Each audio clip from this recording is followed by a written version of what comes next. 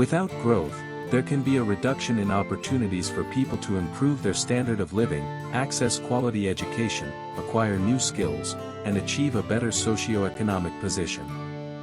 This can lead to greater inequality and hinder upward mobility. Lack of economic growth can also limit the resources available to invest in public services, such as education, healthcare, infrastructure, and social programs. This will decrease the quality and availability of these services, which will directly affect people's quality of life. Lack of economic growth can lead to further economic instability, in terms of high inflation rates, fiscal deficits, financial crises, and declining investor confidence. These conditions can create economic uncertainty, and make it difficult for people to plan for financial planning and economic security.